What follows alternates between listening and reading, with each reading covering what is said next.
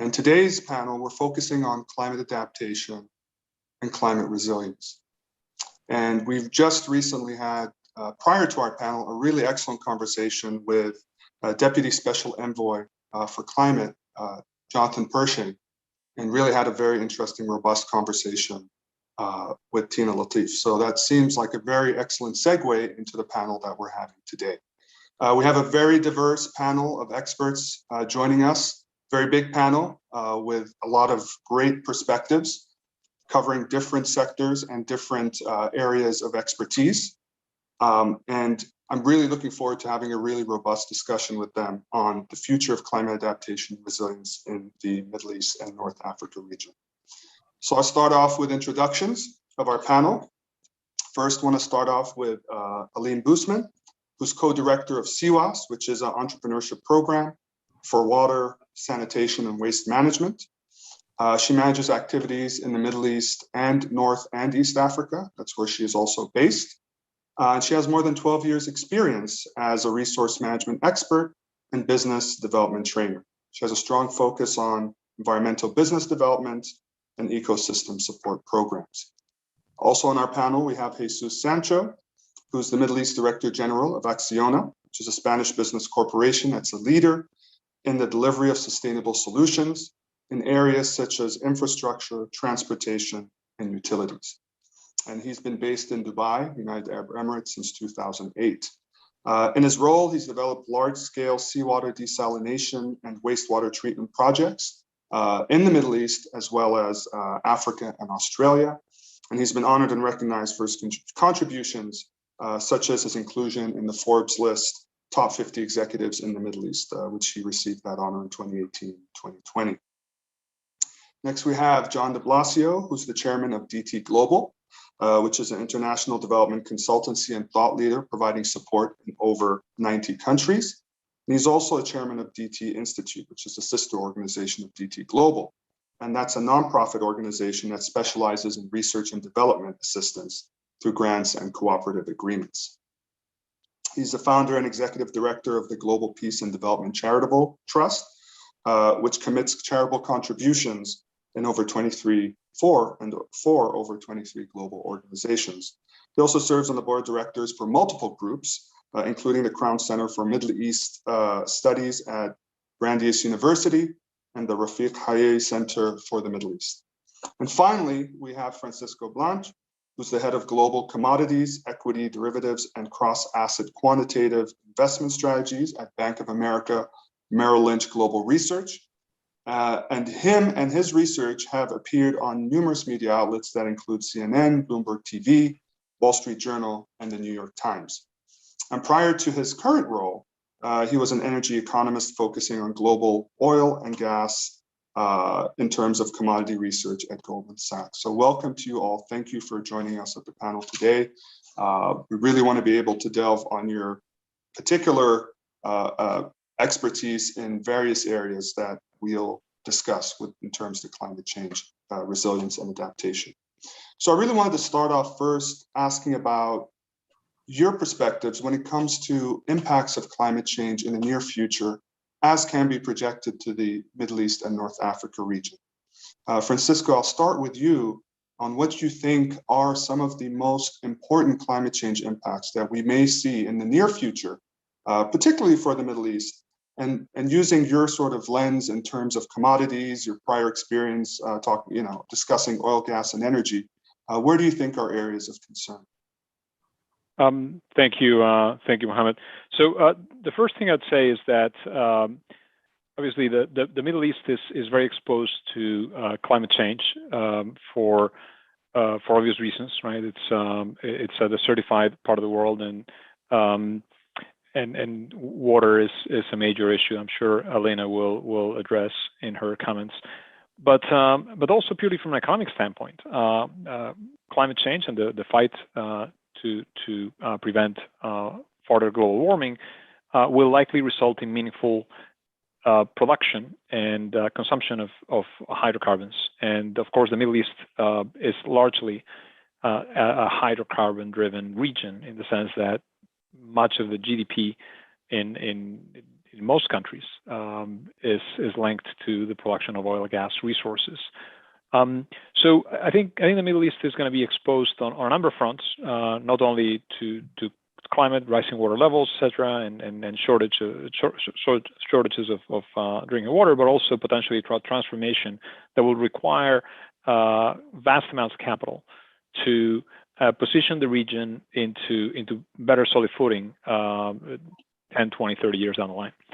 Now, there's some countries in the Middle East that have, of course, a very large piggy bank and large sovereign wealth funds that will help smooth this transition over. And we've seen particularly some of the leading countries in the region in terms of their wealth, say Emirates or Saudi Arabia, Qatar, Kuwait, having the financial bandwidth to cope with climate change, like in a way that others won't be able to follow. Right, poorer countries in the region don't have those resources, at least on a per capita basis, to be able to address the multiple challenges that climate change will bring. But in my view, the one of the problems that we see can be partly addressed by a refocusing of some of the energy production away from oil and gas into energies of the future. So we've seen big investments already taking place in Saudi Arabia when it comes to renewables, and I think we'll see more of that. Like, for example, solar power is becoming more prevalent there, and that frees up resources to export additional hydrocarbons elsewhere, and it still counts as an emissions reduction. And also we are seeing investments rotating, for example, into things like hydrogen 10, 20 years down the line. And of course, we recently saw one of the largest German utility players, Uniper, deciding against building an additional liquid natural gas terminal, and instead building a hydrogen terminal. And that of course, Saudi Arabia has quickly positioned itself to be a supplier of that fuel. So I think the region again is a region of, if you like, of haves and have-nots. It's a region where wealth is very concentrated, for better or worse, and that's a result of multiple decades, a century or more of hydrocarbon wealth that has been invested and has been put to work and has generated extraordinary profits across the region. But also many other countries are enmeshed in war and conflict, and so to me, I mean, again, I think climate change could exacerbate those trends that we've seen in terms of haves and have-nots, and while I'm not as worried about the ability of Emirates or Qatar to deal with climate change, I'm a lot more concerned about some of the poorer countries in the region that I think will suffer disproportionately from rising seawater levels, from falling drinking water levels, and kind of potential energy shortfalls. So that's kind of my big picture perspective. I think it could exacerbate bottom line inequality, and ultimately, I think require some of the wealthier countries to pitch in and help the poor countries. In fact, this is something that's going to happen globally. I think at COP26 we'll see a hint of that, but in Glasgow. But I think we need to find ways to transfer not just wealth, but more importantly, resources from richer to poorer countries, so that the energy transition doesn't exacerbate the extreme inequality that we already have as a result of that disparity in in natural resources availability in different parts of the Middle East region. So that's kind of my broad kind of 20,000 foot perspective. So on the issue. Great, Francisco. That's actually a great way to start off our conversation. And I kind of want to pull in a particular thread you talked about in terms, not to dive into the solutions portion of our discussion today already, but your discussion on potential for investment and how that can be levied in terms of where there's opportunities to invest to enhance climate resilience. And I want to pull John into that piece of the conversation because of his expertise in sustainability and development and leveraging opportunities for funding and partnership in areas where it would be useful. John, from your perspective, when you look at sort of the larger view of sustainability and development and leveraging appropriate funding for projects that are useful on the ground, how do you see climate change impacting that activity? Certainly, globally, but in our discussion for the Middle East, North Africa region. Yeah, Francisco's right on about the dislocation of capital with the rotation out of fossil fuels. But one thing I think we have to reconcile with is that fossil fuels aren't going to go away. What is emerging is a carbon trading platform and the capability to offset. And so what I believe we're going to see are investments that are essentially subsidized to transition or compensate for fossil fuels.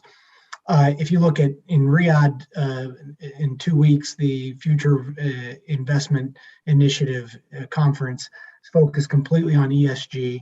A large part of that is remote sensing, Earth observation, monitoring, enabling carbon offset trading, because that's where, as a de facto international oil company, you have to go to stay in business, is to rationalize the production of fossil fuel. You've got to be able to compensate for the environmental cost of it.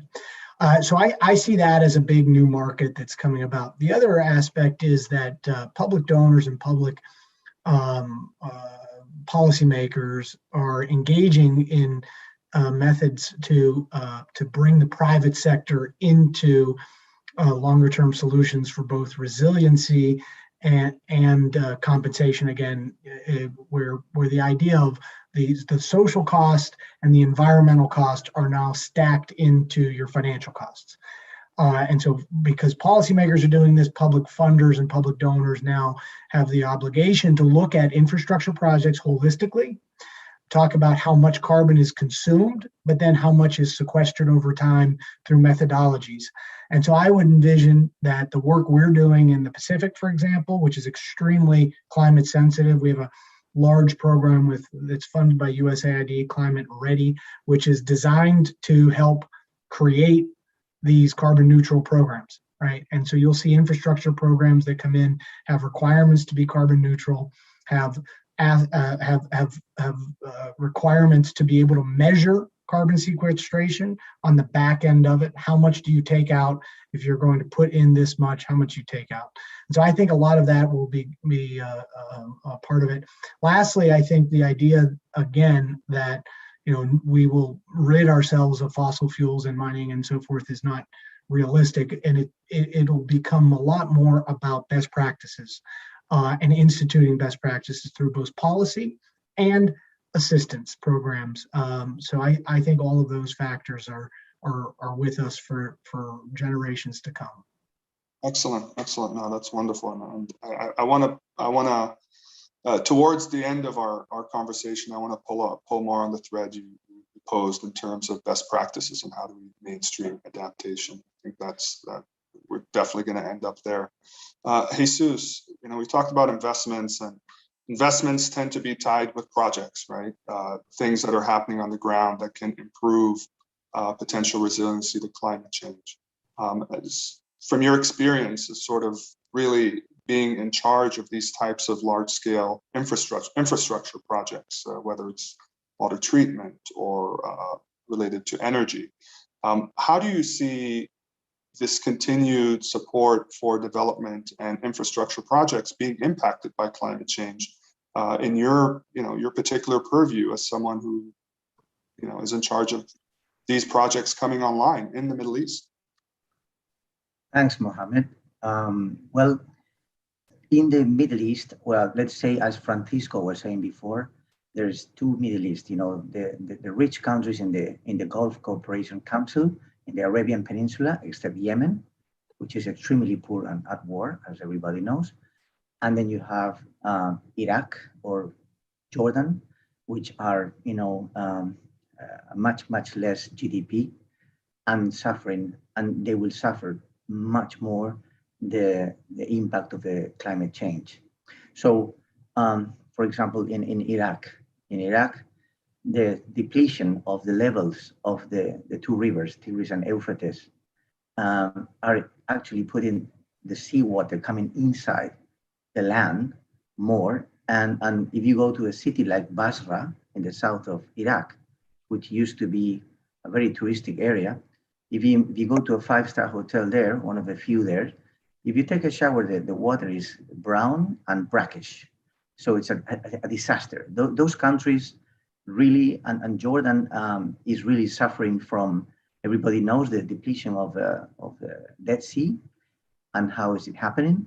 There is intention for many, many years. We've heard for the last 10 years, a project called the Red Dead, and it's called Red Sea to Dead Sea project, which basically wants to have a huge desalination plant in Aqaba in the Red Sea, and then the brine will go transported by pipeline 350 kilometers all the way to the Dead Sea to try to increase the level, and the potable water will be shared between Israel and Jordan. That project, for political reasons, I've been waiting for it for 10 years now.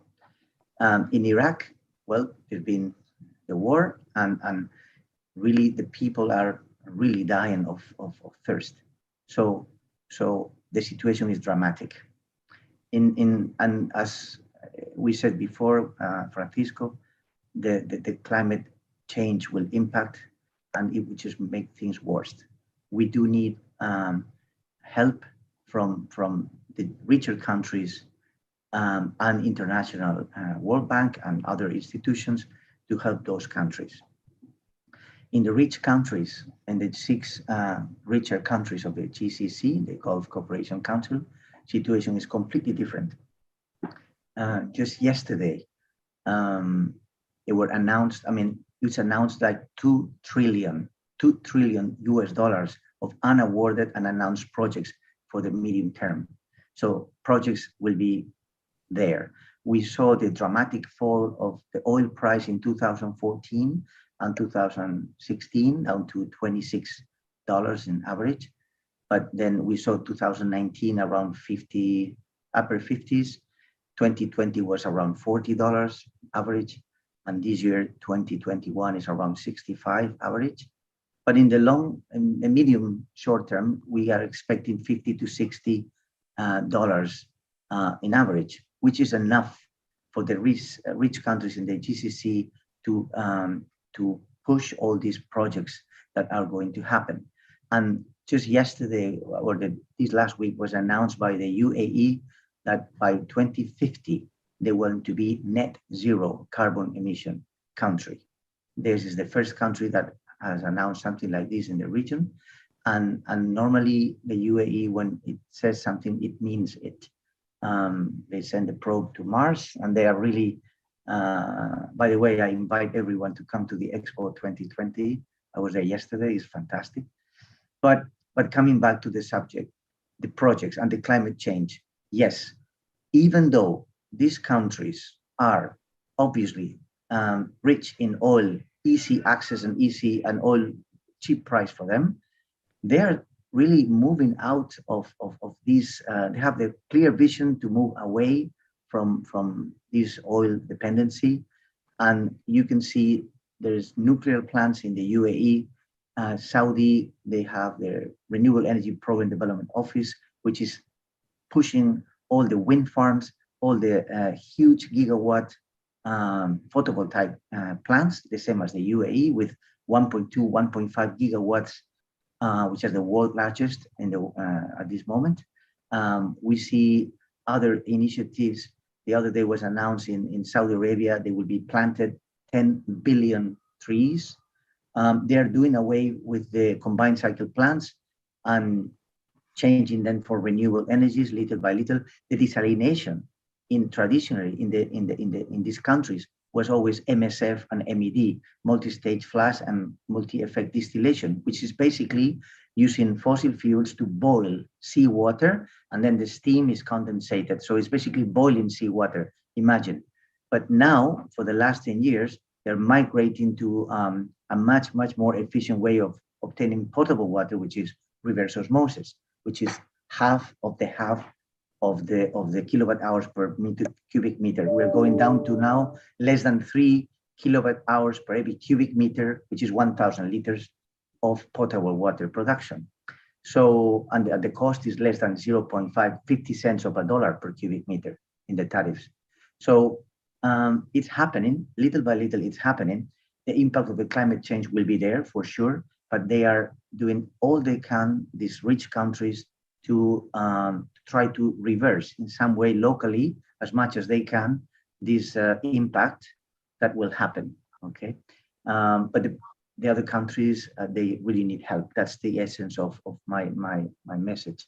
And we all have to think about how are we going to do it. The other day, Masdar, which is the clean energy company from Abu Dhabi, UAE, they just started the construction of a huge photovoltaic plant in Iraq. And that is the way. I think they all have this vision, programs to improve the sustainability, to improve the efficiency and become more green countries. But we're on the way at this moment. And I think we see a lot of receptiveness from the leaders from all these countries to really go in the right direction. At least that is a hope. Yeah, no, that's a great point. And I appreciate there's certainly a thread coming from our conversation so far of the sort of inequality of potential climate impacts across the Middle East, right? There's countries and regions that have the ability to respond better, primarily due to financial resources and capability versus others, and versus the other Middle East, as we're talking about today. And so with that in mind, I wanted to bring in Lena with her focus on water and sanitation. And I think your experience in some of the work you're doing, or correct me if I'm wrong, most of the work you're doing is in areas that are, or regions or countries that aren't necessarily as financially secure and able to tap into resources to truly be resilient against climate change. In your area of expertise, how do you see climate change affecting your work in those regions that aren't necessarily as potentially climate resilient due to resources or just propensity to have more negative impacts due to climate change? Thank you, Mohammed. Yes, I think climate change is one of the main rationales for our work, less maybe affecting, but I think it's a reason for us to do what we do. I believe there is an entire impact chain of climate change. So you have the immediate weather and climate effects, and then you have the more long-term indirect impacts that could be on health, that could be on livelihoods, on lots of different sectors. But in between, I think the most immediate impact of the weather phenomena that we can see now is on the water and agriculture sector. And you could say that this region is essentially anyway a desert, or it's arid and water scarce for a long time, and this is true, and people have adapted to it to a certain extent. But it's also quite superficial to say that, because for the last years we can definitely observe certain effects that already have an impact. So we do have extended dry periods and heat waves that are stronger, that are longer, that are causing fires in the Levants in the last summers that are quite destructive. Then we have a number of dry spells in the winters that didn't used to be there, that are preventing aquifers or surface water to be replenished. We have, as it was mentioned already, more saline soils that are preventing cultivation, but we also have flash floods. So we have those different type of phenomena already, and it does have direct impacts on the water and agriculture sector. And this, of course, as you know, is quite determined for so many other areas of development and sectors. And what we need to keep in mind, it's not only that those challenges are increasing. At the same time, we also have a region where the population rate is increasing second highest in the world. So it's not just that we need to deal with what we have, we need to be able to provide resources to so many more millions per year. are being added to the region, so to say. And I think that's a huge challenge on how you make this still a livable place for so many. And in terms of resilience, we see a huge difference. And the countries where we're working in are definitely more vulnerable and less resilient. It has to do not just with money, but also war and conflict and dependency on other countries when it comes to access of resources. And all these are rationales for us to look at, okay, what could be innovations, what can be solutions that are adapted to the context, that are also at least partially locally grown, and that could help to increase the resilience in these sectors. No, that's exactly right. And I'm glad that you highlighted, we've talked about disparity in the Middle East in terms of response, which we'll get into in a little bit here, but really also disparity in terms of impact. And you highlighted how, in some cases in the same region, but also distributed in different regions, how you could have wildfires and then also flooding the same time. So that, it makes it challenging, I think, when folks try to wrap their head around adapting to climate change. It's not so linear or one versus the other. One of the things that we expect from climate change is sort of extremes in both ends, where potential of hot and dry conditions in a certain area coupled with potential extreme wet weather events. And the most recent example that I think comes to mind is Cyclone Shaheen that hit Oman and the sort of southern end of the Arabian Peninsula. It's generally hot and dry region, but got impacted by this very severe cyclonic storm. So let's shift into some of the solutions. Let's shift into actual adaptation. Some of you have peppered some adaptation ideas and strategies in your initial responses. So I wanted to kind of dig deeper in that. Jesus, let's talk a little bit more about some of the actual adaptation measures that can be incorporated in infrastructure. You mentioned a few potential projects that have been sidelined, but what are some very practical short-term applications in terms of climate adaptation that you could see come into play in the next 5 to 10 years that actually can have a role in mitigating or adapting to climate change? I believe you're on mute, Jesus. Okay. Yeah, now I'm okay. Thank you. Well, first of all,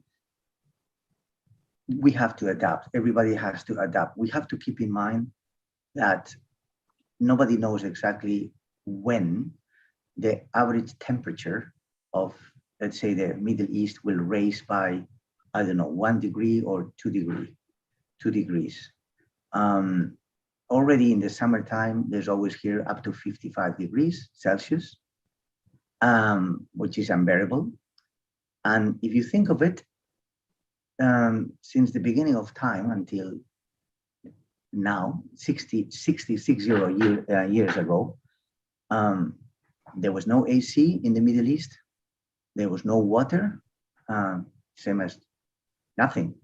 I have a friend, he's an old man. Any, let's say, grandfather in the GCC will tell you the same story. When they were young, 50, 60, 70 years ago, there was nothing here. There was just, so one was telling me that there were 6 brothers and they were all sleeping in one room when it was 40, 50 degrees out there and they couldn't sleep at night.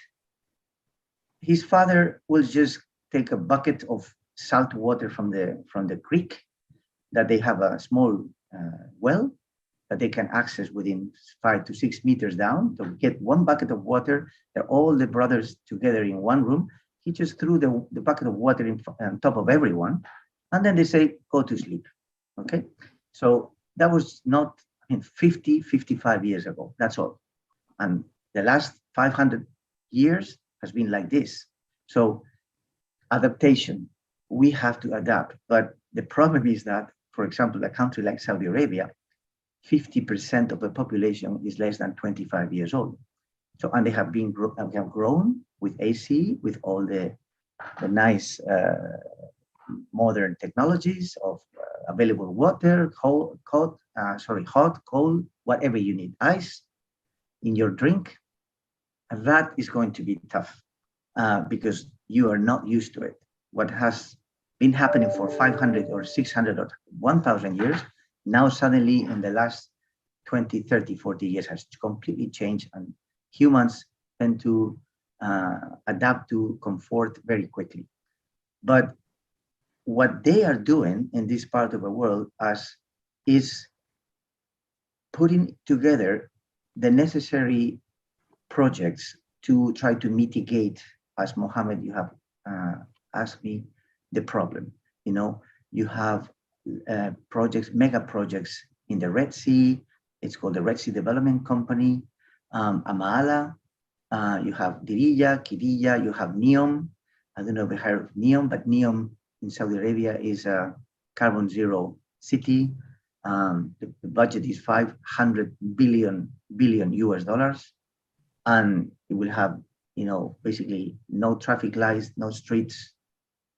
It's very funny. If somebody wants to dig more into that, just put the line in NEOM, and you will see how it's displayed in like different flowers of cities that you have. Every petal will be universities, entertainment, whatever, and healthcare. So you don't have to really just maximum go with scooters. So vision and projects are there. You have the same thing in Qatar, in the UAE. You have the Masdar Zero Carbon City. You have all these vision programs for 2030 and above. We have just announced also in the UAE the 50 projects for 50 years anniversary. They are very much now into green hydrogen generation, water reuse, recycling, injection of aquifers, waste to energy plants, a lot are announced now, pump storage power, by which you have mountains here, which generally are dry, but you make a dam because sometimes it rains, but the water is coming down the mountain. So if you put a dam, it will be a small lake on top of a mountain. Then you build a tunnel inside the mountain, which ends up in a power, let's say pumping station, which is reversible to have a turbine. So you feed that energy with renewable energy. During the day, the photovoltaic panels will make the turbine, the pump the water all the way through the tunnel to the lake on the top with the dam. And at night, when everybody's coming home and there is more sun, so the photovoltaic panels won't help, you open the valves, the water runs down the tunnel and goes and hits a turbine down there, generates electricity for another 3-4 hours, and then stores the water in a lake on the bottom. And the next day, the turbine becomes reversible pump. You use the renewable energy from the photovoltaic panels and you pump it again. And this is not Disneyland. This is happening now as we speak, for example, in Hatta, in the UAE, in Dubai. It's already under construction. Another one is announced in Saudi Arabia. So they're seeding clouds a lot here in this region. Every possible mean that they have to mitigate or contain the climate change, they are trying. And even with goals of trying to be a carbon neutral countries. Is it very ambitious? Is it a dream? Maybe, but at least, as I said before, they're trying. And that's I think, a good example, to set a good example for other countries, which are not taking so much care about that. So yeah, that's pretty much my message. And I think, I hope I responded to your question. No, you did. You gave very concrete examples of some of the things that are taking place now, and in this time frame of near future, we talked about 5 to 10 years. We will see, right? I mean, we will see the fruit of that labor in seeing how it addresses and prepares those countries and those regions that are doing those activities to be more resilient to climate change. It's almost one way to look at it is next 5 to 10 years as sort of a test bed of these projects coming online, and then we will see after that timeline, how prepared and resilient they are to the future effects of climate change, and one of which you had mentioned is the potential for enhanced warming. Alina, when you made your initial comments, you started to delve a little bit into some of the solutions or some of the projects or applications for adaptation in your work, and you had mentioned that it already is part and parcel with everything you do, because it's one of the driving factors for the kinds of projects you're involved in. Once again, just sort of asking a similar question. In the near term, what do you see as sort of more high profile, more immediate types of projects that you see coming into play with respect to water that are addressing these immediate climate change impacts? Yeah, so I think the question for me is always not only how can we adapt, but also how can we sustainably adapt. Yeah. I mean, it's good to think, okay, what are we doing in the next couple of years? But in many countries, we don't know where the water will be coming from after 5 years from now. So we do need to think a bit further than just making sure it will be available next year and the year after, but then the aquifer is empty. So I do believe the goal is to really look how a country cannot just import their food because now they have a shortage, or find a quick and dirty solution, but how can they be set up for the future? And I think that's very, very localized and context specific. So if we look at the water sector, we're always looking at the supply and the demand side. So both matter very much to that question. And one is, so how can we sustainably, energy efficient, cost efficient source water and provide it for different industries, for domestic purpose, for agriculture purpose, for industries. And I think there's a lot of room in the non-rich countries, if you want to call it this way, as Jesus said before. A lot of these sectors are quite traditional and pushed and directed by foreign aid. And I feel we're not always looking at the most long-term and feasible solutions. One challenge in that dimension is that often we are talking about also shared resources. Underground or surface water resources are often shared. And at the same time, they're looked at from a national perspective, and there is no necessarily transboundary management of these resources that is really effective on long term. So that's one challenge. But also from a governance perspective, I think we have a challenge of pricing and adding or attaching a value to water. Which causes an issue if we allocate it to certain sectors with subsidies, etc., which also has an impact on the demand side of it. So on the demand side, we are looking at the efficiency of use of water, but of course it's also incentivized by the way it's allocated or subsidized. Now, in terms of solutions, I think we need top-down and bottom-up solutions. So we need to have centralized solutions, and those need to be driven by definitely a lot of also investment from governments, but also private partners. And here I think we need to change our mindset a bit and also look into blended finance more instead of only concessional grants for big infrastructure that might not be the only or long-term solution.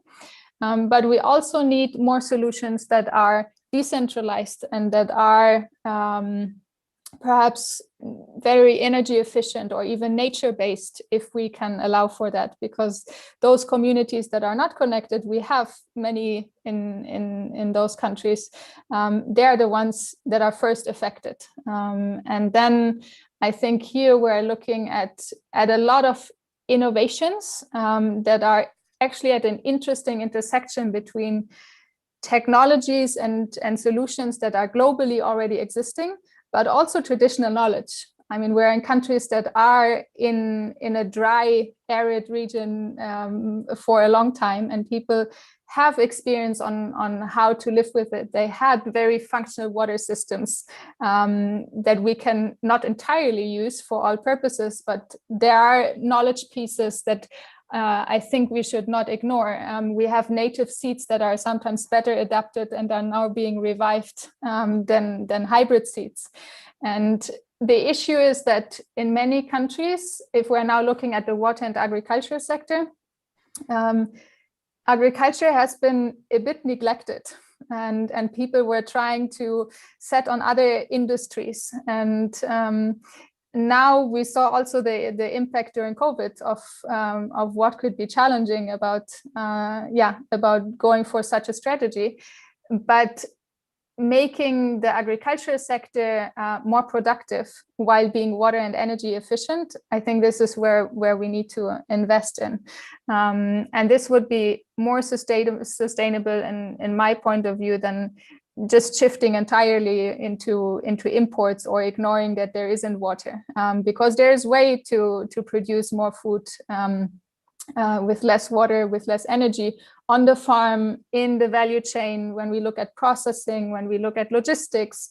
And this is where we look at lots of local adaptations of innovations that are already out there, but are not yet really implemented and scaled to an extent that would yet create an impact.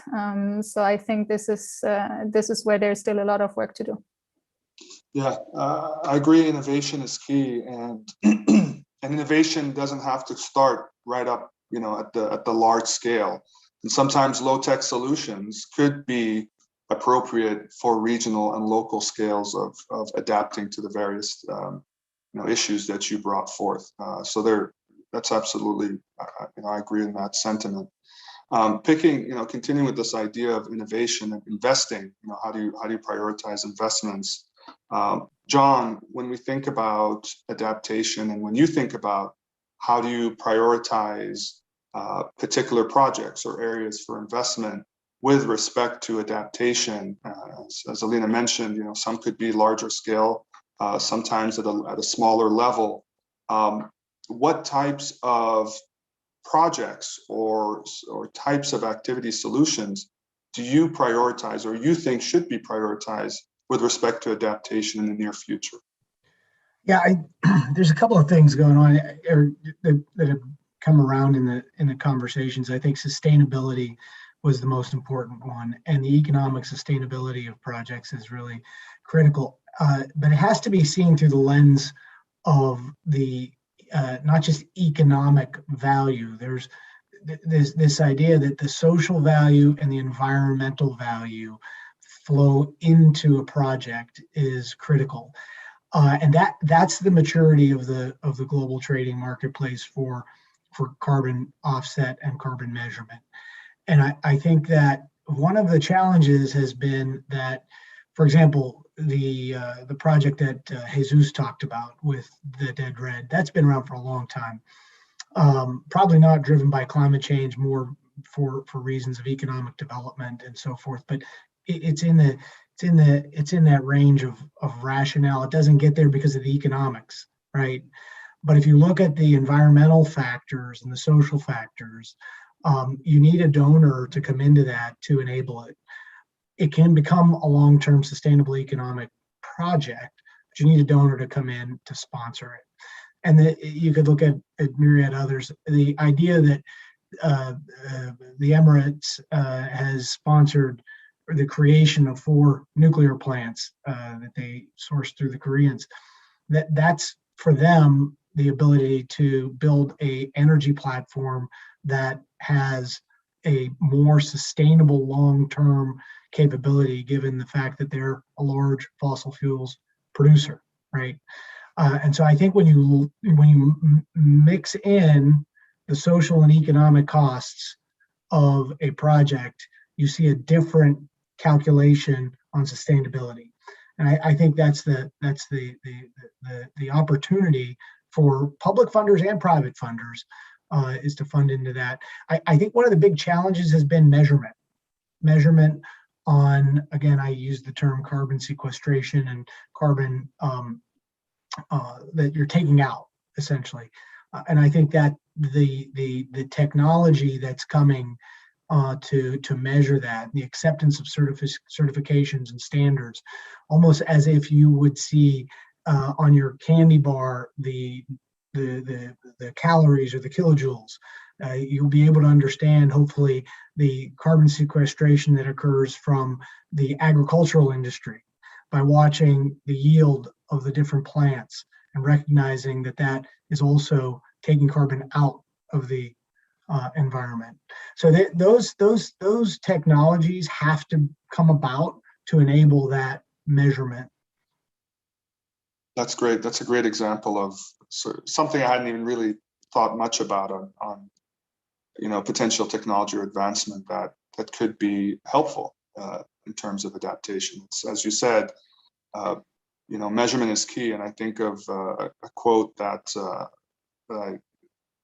comes to mind, which is, "You can't manage what you can't measure," right? And so I think that's a great way of trying to tackle climate change through recognizing what it is that we're contributing in terms of impact. And certainly that's one way of measuring it. That could help provide avenues for targeted solutions. Francisco, wanted to ask you, you start off with the high level view, and we're sort of getting more granular as we talk. In your perspective, for immediate future solutions, what are other opportunities that, based on our conversation, that we've missed, or in your perspective, that we could really pay attention to bring about more effective adaptation solutions, projects, practices? I know we talked about this potential, maybe not necessarily distribution of wealth, but this inequality of impact and resources. Is there something there that's more tangible that can make that sort of flow of assistance resource to make the region more resilient? What's your perspective on potential solutions and opportunities? Well, no, I definitely agree with John that you need international donors to trigger a lot of the necessary investment to tame down some of that inequality, and also to basically reduce the tails of the most negative outcomes from climate change. Because let's not forget that people cannot go for very long without food and water, or in extreme temperatures, and that can lead to inequality, can lead to political tension. So I think it's in the interest of the region to work together to make that transition more successful. But I think look, I think each country has been setting their own lines in terms of the transition, and obviously Saudi Arabia has got the Vision 2030, which I think is definitely a good template for Saudi Arabia to reduce oil-related or energy-related revenues and focus on non-oil sectors and businesses, and we've seen some successes there. We also looking at potentially increasing the women in the workforce, employment, etc. So there's a number of issues just beyond the pure climate action that I think are trying to diversify away the economies from their hydrocarbon revenues. But I think as Jesus pointed out, this region is still going to be heavily reliant on oil in 10 and 20 and 30 years, even if oil demand collapses.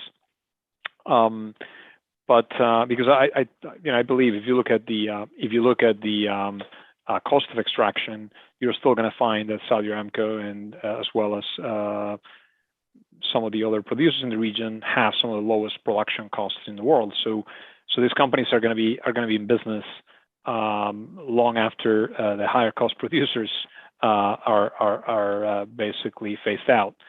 So, but it could end up being a low price. It can end up being a low price and falling volumes, and that's a very tough environment to cope with. So how do you help transition? I mean, I don't know. It's a complicated, at a macro level, I think it's a very complicated matter. Like I said, hopefully COP26 will provide some guidelines. I'm still expecting international funds to be available to the poorer countries. I mean, I don't think necessarily Emirates or Qatar will need the money, but I think there's a lot of countries in the Middle East that should benefit not just from funding from the richer Middle East neighbors, but also just from the international community. And I would expect some of those funds to be available. And I would expect, I think also Jesus brought up tree planting, and there's other activities to reduce emissions that could actually create voluntary carbon offsets, which is an emerging market, one that we've been very actively involved with as Bank of America, and I think voluntary carbon offsets can also open the opportunity for funding projects linked to decarbonization, and that in turn can make funds available in the region as well. So there's a number of levers. Like I said, I think dealing with the impact of climate will become hopefully a little more apparent and a little more framed after the climate summit in Glasgow. But this has been the biggest problem since the very beginning, right? That Europeans complain about paying high carbon emissions prices, and the rest of the world doesn't pay those prices, and we haven't quite set up the proper scheme that creates the transfer of wealth, not just within the Middle East, but also just more internationally to make that happen. So that to me is the challenge, and I think at a micro level, obviously, the rest of the panelists are way more way better versed than I am on those topics. So I'll leave it there. Yeah, No, Mohammed, may I follow? May I follow up, please? Of course. Yeah, I totally agree with Francisco. What he said is right on. Also, Aline touched the education and technology in her last intervention. I mean, I think I was reading the other day, it's not my actual, but that's what I read, and I totally agree also with something I read the other day, thinking about this panel, which was what would be the fundamental pillars to really to be the basis to achieve a better climate adaptation and resilience. And it came up with four basic pillars. The first one is the infrastructure. You need to have the proper infrastructure. We'll go in a minute. Then you need to have technology, and help is on the way because 5G is here to stay. And it's amazing what technology and the 4.0 revolution can do to precisely what Aline was saying, the higher efficiency in those infrastructures.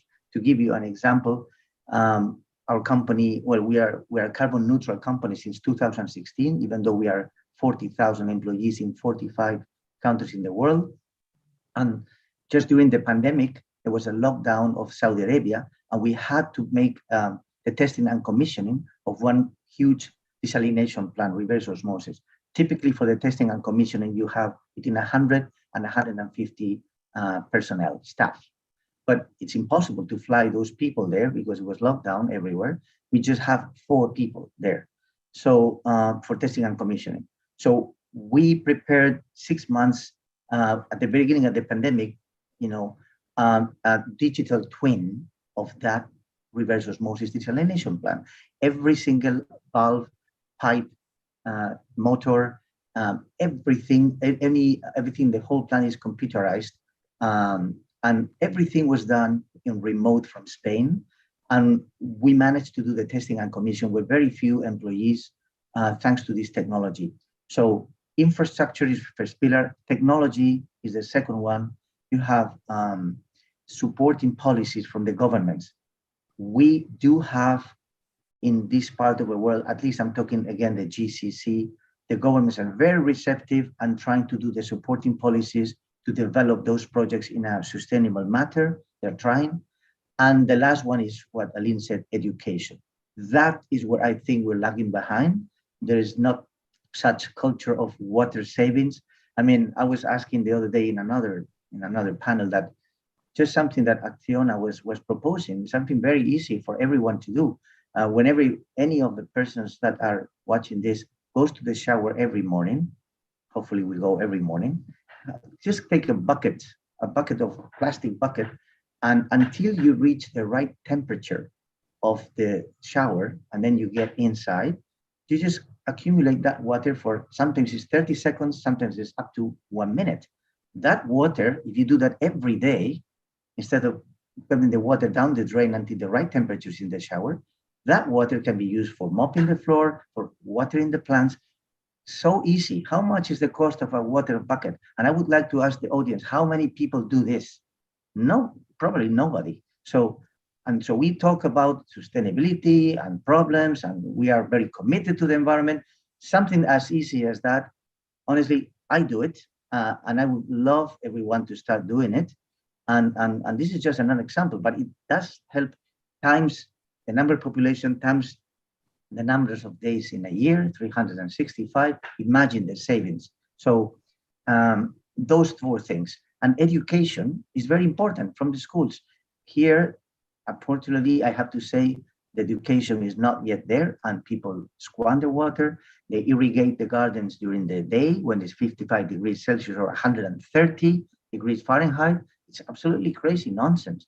So that still is something we have to work on. But if we focus on the right infrastructure, the right technology, and we use the 4.0 revolution, supporting policies from the governments and the education, that will be critical. So all those plans that these countries have, the Vision 2030, then the Vision 2040, all these commitments. And then in the end, like Francisco said, sooner or later, we got hit by the climate change. That reminds me the famous quote from legendary boxer Mike Tyson, US.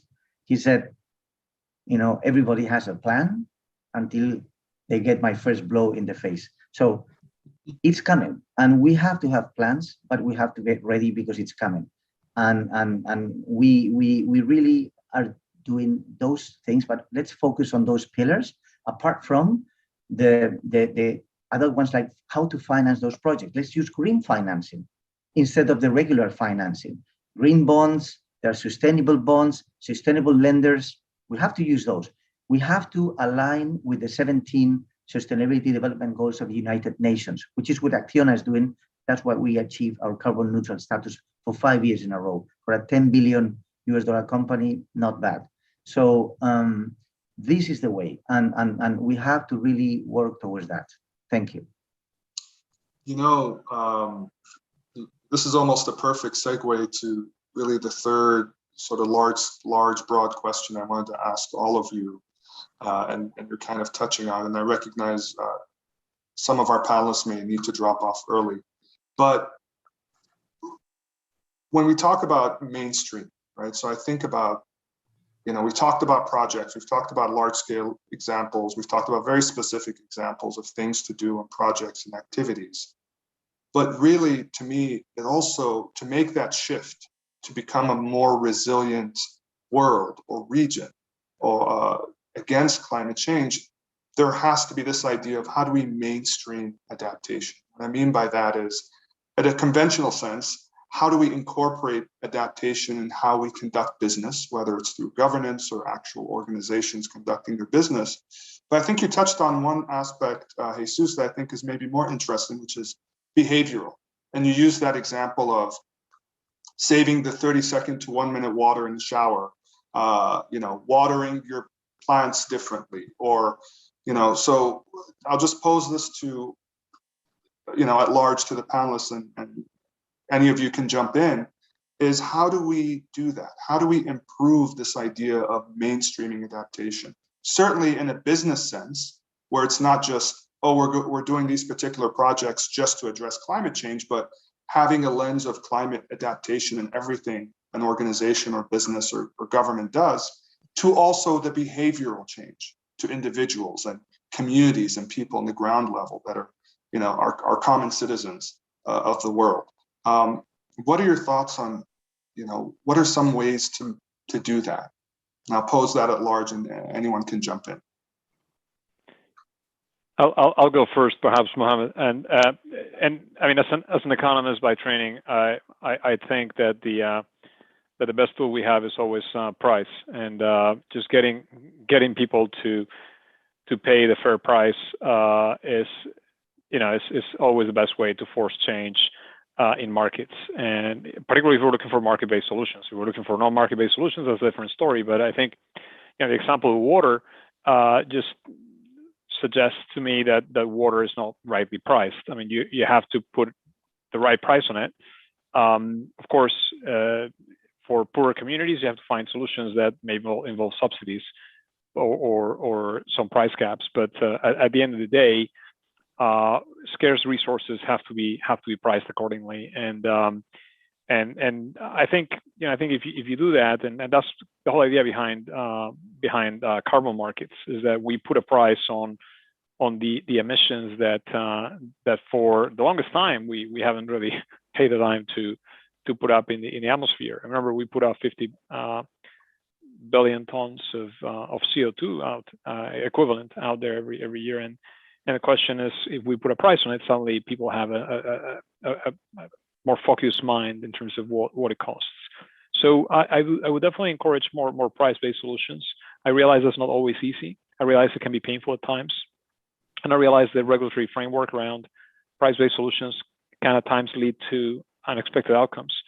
But I think prices send signals, and those signals are important for people to see, and people do react to, on the supply and on the demand side, react to those signals. So I think we also have to figure out, which potential changes we should induce to price structures in the region. For example, one that's been introduced recently, in the last few years, has been the actual pricing of energy, right? I mean, for the longest time, energy was pretty much free in Saudi Arabia, and now it has a cost, and I think eventually I think people in the Middle East will have to pay some fair price for the energy, and we've seen countries do that in different parts of the world. So I think that's one solution on my side that I would think makes sense, just focusing on what prices need to be addressed, so that it's not about educating people. It's also about,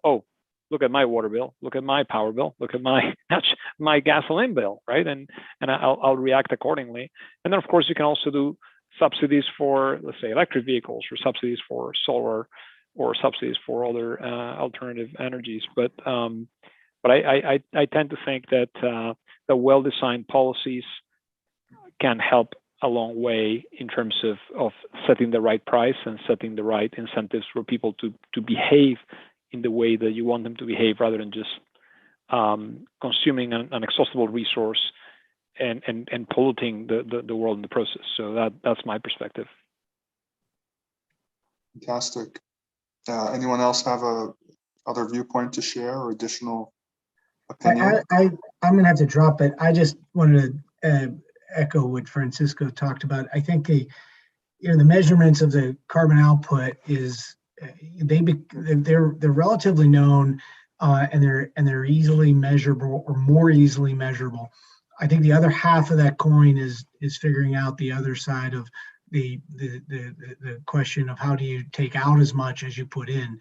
And to get to carbon neutral, it's about measuring sequestration. And I think there's a lot of innovation that has to go on in structuring capital to compensate for that sequestration, measuring how it occurs. So I think it's all about the economics at the end, but there's non-financial economic costs. And that's where it's got to go to be sustainable. So thanks for having me. Thank you, John. Appreciate it. Maybe digging a little bit deeper into that, it almost seems the pricing mechanism, maybe I'm putting it a little bit too crudely, is approaching this with the carrot and the stick, right? So pricing things, showing people how much it costs in terms of adapting could be maybe a softer stick. The other, in terms of a carrot, is setting an example. And so we talk a little bit about behavior. I just want to touch on how examples could be established at a governance level.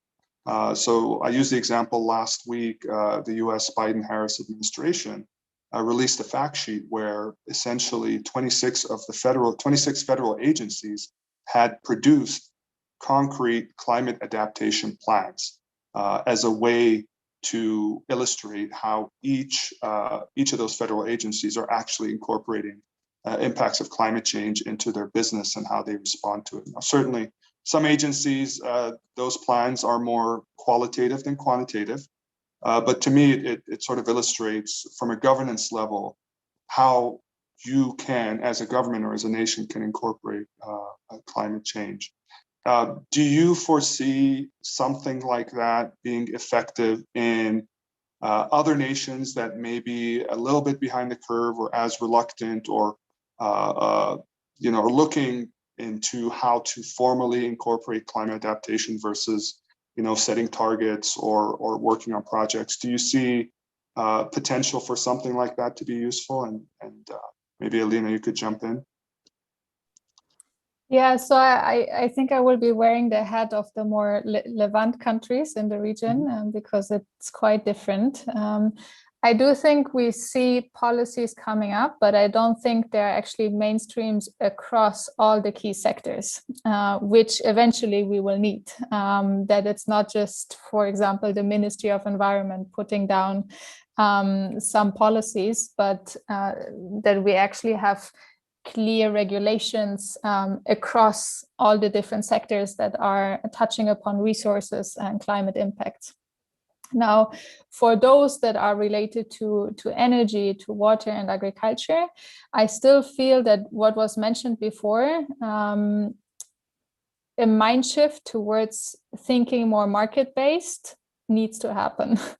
I do think it's those sectors are really looked at quite centralized governmental funding, external funding oriented, and it has prevented, I think, a good pace of adaptation and innovation. And we need to build cases, market-based cases that can show that you can achieve through that approach impact and economic feasibility at the same time. And both, I think we need to prove more. So we need to have those examples from the ground, but we also have to have the right financing mechanisms for it to actually be replicated. But I think that's also a bit of the direction that we are taking, where we're looking, okay, what type of business models are feasible that can create impact? How can we prove that impact and provide evidence, not just for carbon, but also in terms of water amount saved or quality ensured or access to sanitation service or food. And at the same time showing that this can be financially more sustainable than what we have, and use that also to lobby up, because we cannot wait for regulations to be in place. I think it needs to be pushed from both sides. From our in our work and in our case, we really try to build now this reference and use that to showcase that those approaches are indeed in line with the long-term development goals, and they can contribute significantly if we have the right regulatory frameworks, investment vehicles, and other support structures that we're not waiting for, but that would accelerate the process if we had them. That's great. That's great. I predicted we'd have a robust discussion today, but you have exceeded all my expectations. And I really, we can talk about this for hours, and I want to be cognizant that we're, approaching, our time, or may have exceeded our original time on discussion. Before we conclude our panel, and really, really great ideas and things for many of us to think about as we move away. Do any of you have any sort of final thoughts you want to share based on everything we talked about today, or any parting ideas and comments for the benefit of our audience? Well, now that you ask, this is one last message, one last idea. Yeah. In Acciona, we say we design a better planet, and we invest in a better planet. Examples is not just talking, is real examples. I'll give you one. Not just this year, we were awarded the construction of the metro in Sao Paulo. We're talking billions of dollars of a project. And then we talk to the lenders because it's a long-term PPP concession and say, look, give us some lower interest rate. Obviously, they said no. And they said, no, the money is not for Acciona. The money is going to be for the wellness and corporate social improvement of the communities that we operate, in this case, Sao Paulo. It just so happens that some areas of Sao Paulo, the women and the children cannot access those metro stations for safety reasons. So quickly the lenders said yes, Acciona said yes, and the mayor of Sao Paulo said yes. And we are going to build that area, the most dangerous area, with special lighting at night, special devices and protection for women and children to access the metro. That made the deal. Another example I love, which is not, in this case, is not Acciona, but I love it, is in one waste to energy plant in Copenhagen, Denmark. This one has in the roof of the waste to energy plant, it's basically incineration of solid waste from the city, a ski resort in the roof. In the summertime, they ski over grass, and in the wintertime, snow is there in Denmark, imagine. So, and this waste to energy plant is in the city and just 1 kilometer away from the King's Palace. So there is CO2 capture technology. The air is so clean coming out of this incineration of all the residues that the people ski on the roof.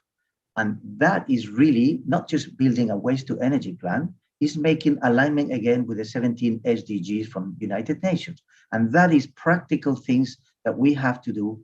And we have to focus on real examples and real things that we can do every day and our companies.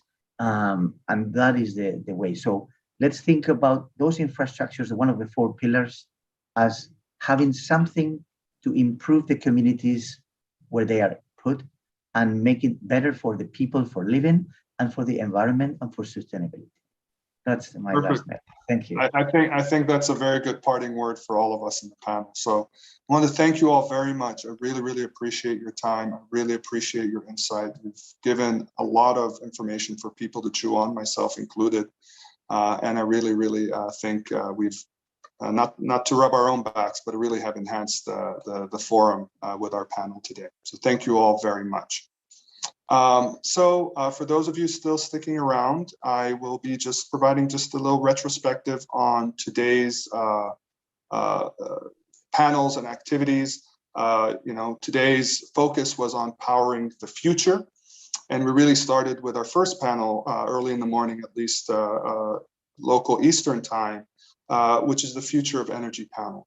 And some of the things that stuck out to me that were really key to that discussion is the potential of renewables in the region. We've talked a little bit about that in our most recent panel. We followed that up with a really excellent conversation with Jonathan Pershing, where in his conversation with Tina Latif, the outlook of climate change in general and sort of examples of the global response. And I think there's a lot of great nuanced ideas there.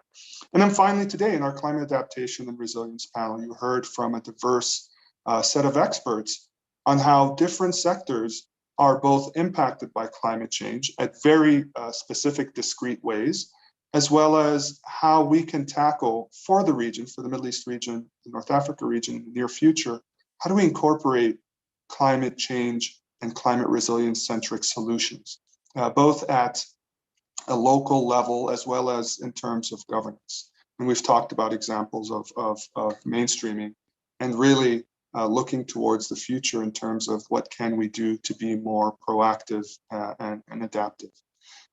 So really appreciate your attendance today. I'll just plug tomorrow's suite of activities for the forum. Tomorrow's panels will be focused on creating the human future. That's the theme. And we have a panel on the future of cities. I'm sure that'd be interesting for those of you that are keen on urban environments and development, as well as a panel on transforming the MENA region through next generation foresight. So carrying this idea of looking towards the future of putting plans and actions in effect today for the benefit of the future. And then finally, we also have I look forward to this as well, much like everything else, a fireside chat with Badr Jaffa on the future of philanthropy in the Middle East. So hopefully you'll join us again tomorrow.